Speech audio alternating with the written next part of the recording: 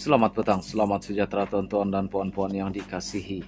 PM umum pelbagai bantuan RM150 untuk semua murid pada Januari. Datuk Seri Anwar Ibrahim mengumumkan beberapa bantuan bagi meminimumkan impak kenaikan kos sara hidup yang perlu ditanggung rakyat.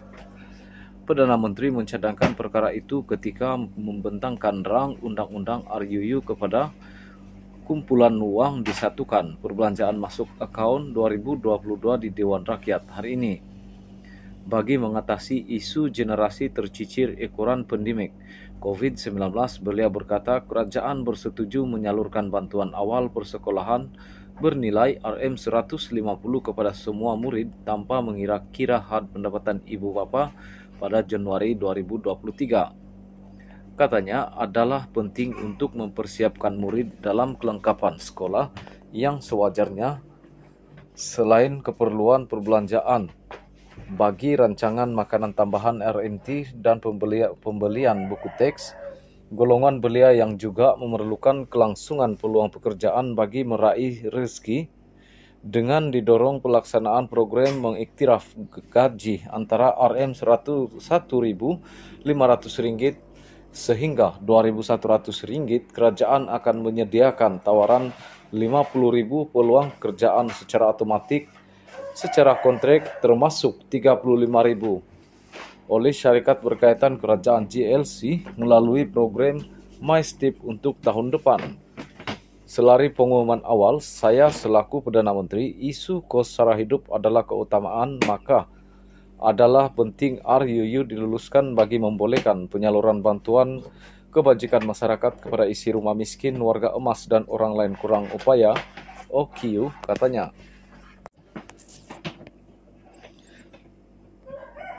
Perdana Menteri antara lain turut mengumumkan bantuan tunai rakyat yang dilaksanakan sebelum ini akan diteruskan dengan bayaran bantuan tunai rakyat fasa 1 akan disalurkan lebih awal iaitu pada Januari 2023. Katanya bayaran fasa 1 akan memanfaatkan hampir 9 juta penerima dengan peruntukan RM2 bilion membabitkan kadar RM300 bagi setiap isi rumah dan 100 untuk penerima bujang selain berharap ia akan membantu meringankan beban ditanggung rakyat ketika ini. Kerajaan akan terus memastikan kebajikan pekebun kecil getah sewaktu musim tengkujuh. Setakat ini, kerajaan telah pun menyalurkan bantuan musim tengkujuh BMT bagi November dan Disember ini dengan bantuan keseluruhan RM600 kepada hampir 320 pekebun kecil getah. Sukacita sebagai tambahan, kerajaan bercadang menyalurkan bantuan tambahan sebanyak RM200 kepada pekebun kecil getah Januari ini. Kerajaan berpendapat amat berterima kasih atas kesungguhan tidak berbelah bahagi anggota awam dalam menyampaikan perkhidmatan terbaik kepada rakyat. Kerajaan memang silih berganti tetapi pejabat awam kekal setia dan dedikasi demi negara. Pejabat awam grade 1, 11 hingga 56 dapat kenaikan tambahan RM100 setahun. Perdana Menteri berkata kerajaan juga bersetuju membersihkan kenaikan gaji tahunan tambahan khas 2023 bernilai RM100 kepada semua pejabat awam grade 11 sehingga 56.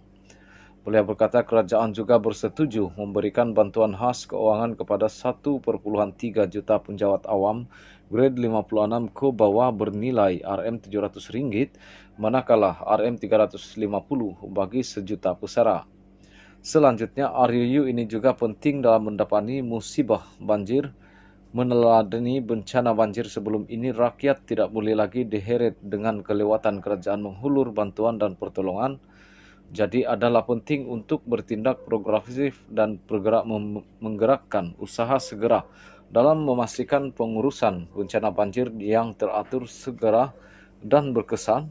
Ketika ini RM400 juta sudah disalurkan kepada Agensi Pengurusan Bencana Negara NADMA sebagai kesiapsiagaan awal di kawasan banjir. Pelbagai agensi kerajaan sudah berada di lapangan bagi menggerakkan jentera untuk membantu rakyat.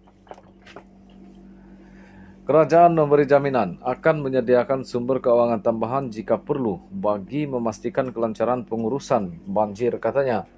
mengenai tata kelola proyek rancangan tebakan banjir RTB bernilai Rm15 miliar, Anwar berkata, sebanyak 28 daripada 39 proyek membabitkan dana bernilai Rm14 bilion yang dipohon Kementerian Alam Sekitar dan Air sebelum ini diluluskan secara rundingan terus.